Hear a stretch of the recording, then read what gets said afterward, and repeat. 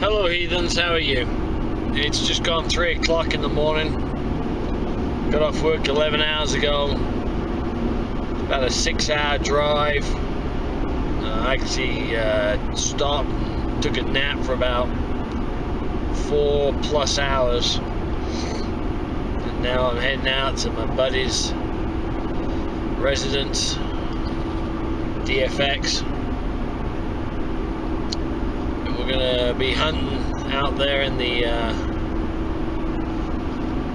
actually we're probably going to be almost into the Dakota territory or what have you, so it's going to be a interesting 3 days hunting a few sites, and hopefully we're going to be joined by VT Mining.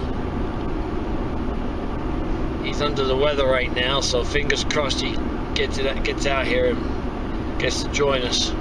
If not, it'll just be me and DFX. But anyway, yeah, there is absolutely it's dedication for you here. There's absolutely nothing out here. It is pitch black. The only lights on my vehicle. So it's gonna be an interesting weekend, interesting times. But anyway, tag along. And we're looking forward to showing you what we find. Talk to you later. Bye. Alright, so DFX has got himself a 5070 and a 4570 carbine, which was dated 1/79. And I've just pulled out a brooch grapes. She's still got the pin on the back. I guess if she was mad, it was grapes of wrath, right? Yeah. Anyway, so it's been interesting. It's been a slow hunt, but that's how our hunts usually start off, is slow anyway. So we're not too concerned. We're at a site with some buildings on it. They're not. We're beginning to think that they're not the older buildings that we thought they would be. So that's okay. It's still nice to find some stuff that's obviously.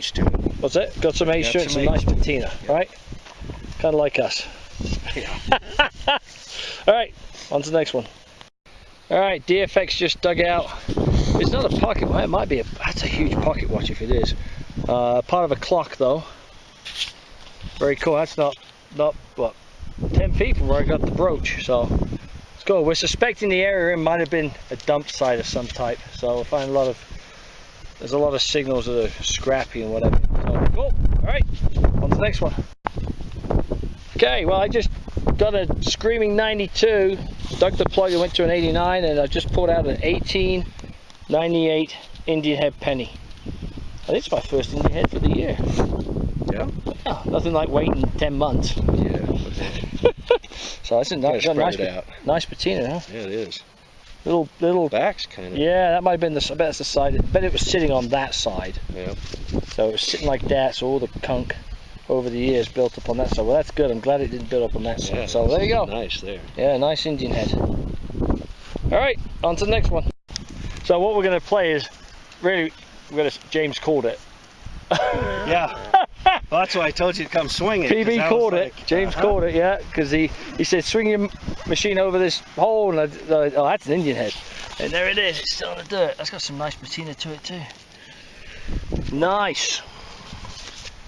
Please be an Indian head. Oh! No! Is that a stinking Lincoln? Yep, it is. Ah! It is. Cut!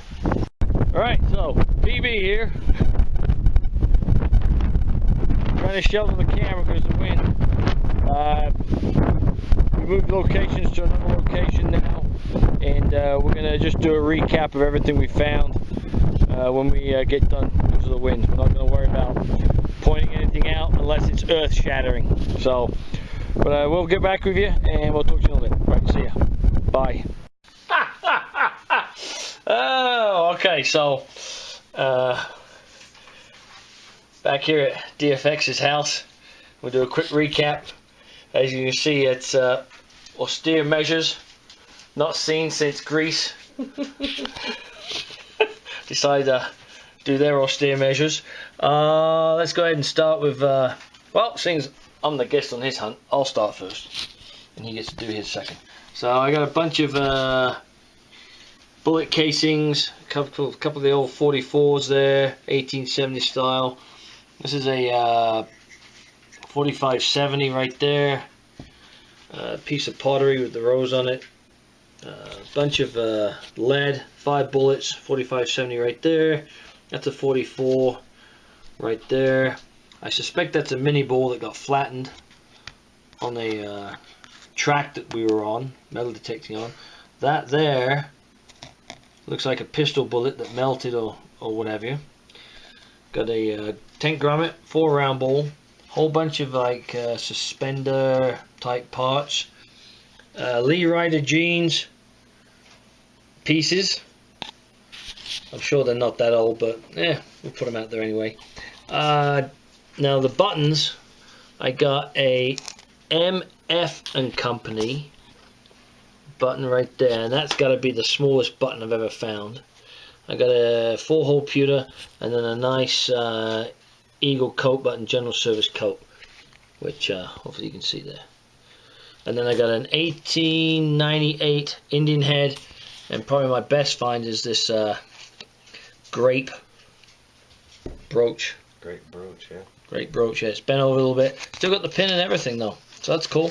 Very happy with that. Do you want to do yours or do you want me to? No, go ahead. Go ahead. Okay, so DFX. We'll start at the top here. He's got a couple of Spencers.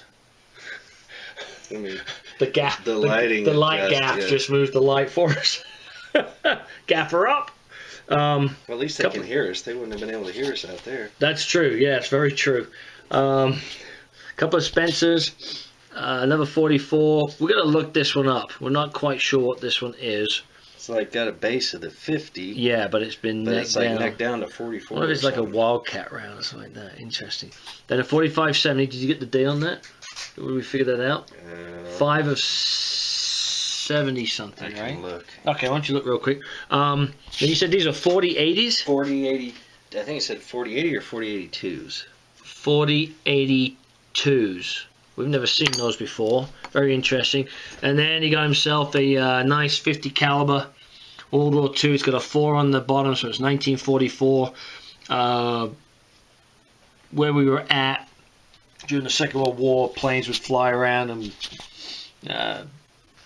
do practice runs and strafing in the area. So it was kind of cool to find something like that related to the Second World War. Piece of a clock, or big huge pocket watch. Looks like a part of a handle attachment for a bucket, we're suspecting. A number of pieces of lead. He's got a nice flattened piece right there, and then 2 fired. He's got a fired 5070 and a fired 4570. That's another one. That one slugged into something, didn't it? Mm-hmm. And then 32 round ball, 32 teardrop. A pin of some type, we're not quite sure what that is. Sprocket, probably from a watch. And a, it's not even a, is that a grommet? It is part of a grommet, isn't it? Well, it's different, it's brass. It's brass, yeah, not quite sure.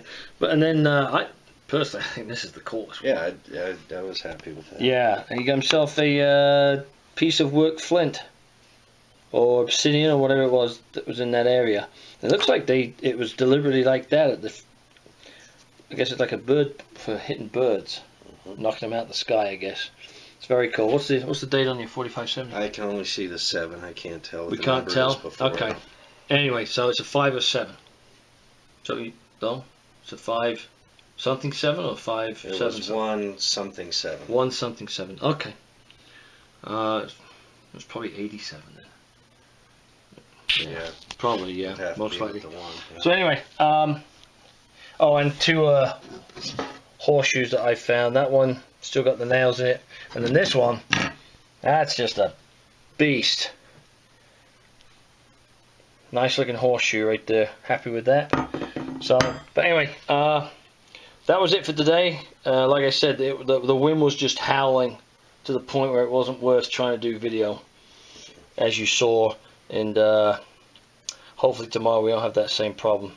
Going to a different location tomorrow. VT Mining is coming. The jury was out as to whether he would be coming because he was sick, but somehow he was able to break the fever, and he's actually en route to our location right now. So tomorrow and the next day, 2 more hunts, different locations, and we appreciate you tagging along. And happy hunting and good luck. Say goodbye to the camera. See you in the morning. Goodbye. See you tomorrow. Bye.